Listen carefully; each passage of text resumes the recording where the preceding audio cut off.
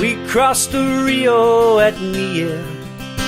Bill Fisher was leading the crew. We fought Santana soldados with no fiddle to play us a tune. No fiddle to play us a tune. They gave us no terms of surrender. It seemed that we hadn't a chance. Henry drew a white bean from the pot, or I wouldn't be here today. So that's always to me like, whoa. If his little fingers if his little fingers hadn't drawn that white bean, that would have been it. Evidently, too, they had them shackled at that time, so that there were, two men shackled together, and they would call their names out, and your name would get called, and you would go up, but the guy who was shackled to you had to go up with you, and then you went and stood back, and then his name would get called, and then you had to go up with him to draw his bean. So it wasn't like you just went up to the pot once. Mexican muskets were firing. We sang them an old Irish tune. We sang them the saddest of tunes. In the woodworking shop, there are different sources, and you get kind of different, viewpoints on everything. But the family story is that probably he was put in charge of making a, quote, throne for Santa Ana, chair of state. They made a lot of furniture, evidently.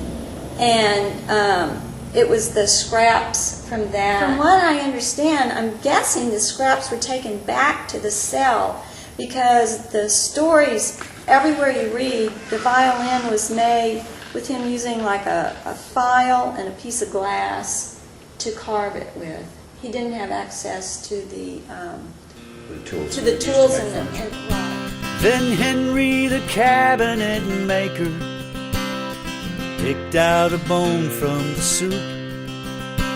With firewood, some glass and a razor, made a fiddle to play us a tune. A fine fiddle to play us a tune. I mean, it's incredible. It's really beautiful, I think. It's just like all these little details, and when you consider that he had no... This is not the picture I had in mind.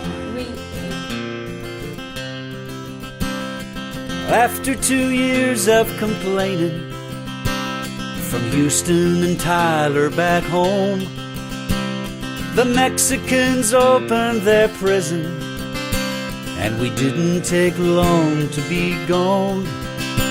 No, we didn't take long to be gone. He and Caroline had gone to a musical performance that night. The weather in Galveston evidently was sort of like it's been here recently. Rain and more rain and cold and foggy and... January. Right. And the story in the family is that he, on the way home, and I think I just looked at the address, I think this was actually on the street where they lived, where this happened, or at a cross point where they were going. They looked at the streetcar. Now this is not your typical streetcar, this is the mule-drawn streetcar. There was a streetcar coming, and they stopped and waited for it. And possibly because of the noise of the first streetcar, there was a second streetcar behind it, which he did not hear or see. It didn't have its lights on. The first one did, but the second one didn't. And so when the first one passed, they started across, and he was hit by this wagon somehow.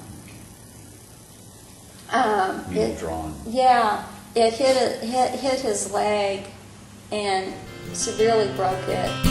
I've lost track of most of the fellas. Henry was killed by a mule, but I like to think up in heaven the good Lord is listening to tunes, and Henry is playing him tunes.